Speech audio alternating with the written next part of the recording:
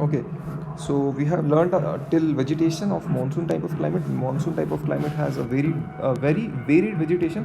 ये मेंस में direct question हो सकता है. Okay, कि the vegetation of the monsoon is highly varied, elucidate और elaborate. Okay, और दूसरा क्वेश्चन हो सकता है monsoon, the way monsoon has affected life has sorry ये वाला जो I'm sorry, in no part of the world life is so dependent on climate than monsoon. So you can write about your agriculture, you can also write about the festivals. Okay, so then we'll talk about how the life is there in the monsoonal type of climate. So we'll see that the most characteristic feature of agriculture in any monsoon type of climate is rice. आप किसी भी monsoon वाले climate में चले जाओ, आपको rice तो वहाँ पे मिल ही जाएगा. Rice is a characteristic crop. क्यों? क्योंकि मानसून के अंदर we know that there is a definite dry period, there is a definite rainy period. Rain चाहिए होती है चावल को, लेकिन सर्टेन अमाउंट ऑफ ड्राइनेस भी चाहिए होती है during while it is harvested. Okay, तो ये केवल मानसून के अंदर मिल सकती है. If you go in the marine type of climate, tropical marine, वहाँ पे ऐसा पॉसिबल नहीं, क्योंकि साल भर बारिश होती है ना. और if you go in temperate climate, वहाँ पे इतनी सर्दी नहीं, इतनी गर्मी नहीं होती दैट राइस कैन सर्वाइव. इतना पानी भी नहीं, मतलब पानी होता है but the temperature is not suitable.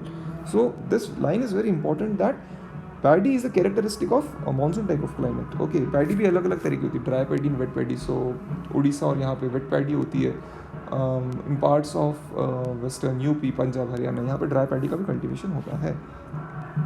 Then will go into the plantation. Plantation मतलब क्या क्या होता है? प्लांटेशन के अंदर भी अपन दो कैटेगरीज कर सकते हैं. प्लांटेशन वो जो कि हमें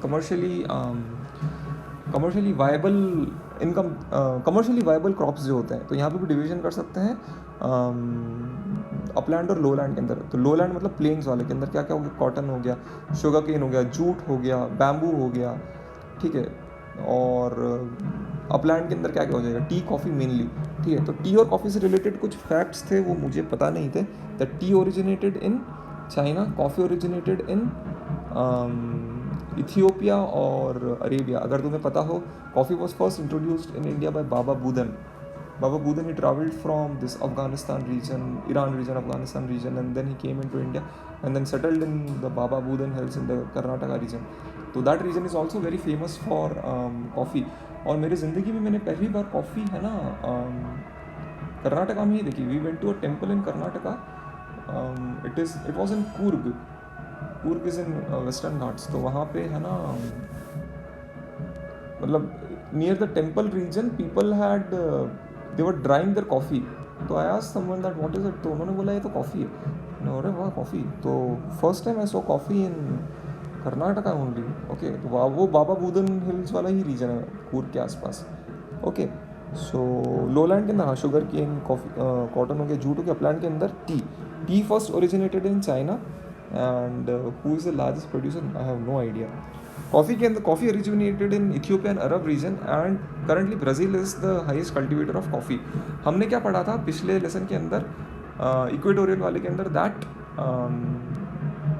rubber, cocoa and one more was there ना, rubber, cocoa and palm oil. These are the main, you can write them as the main characteristic plantation crops of the equatorial region. पर rubber के बारे में ऐसा बोला था कि हाँ, रबर के बारे में ऐसा बोला था कि रबर वो first originated in Brazil, but because of disease and all it had to shifted to the South East Asian, Malaysia and Indonesia वाला रीजन. पर अभी इस केस में उल्टा है. यहाँ पे कॉफ़ी सबसे ज़्यादा मिलती है. It first originated in Ethiopia and Arab reason.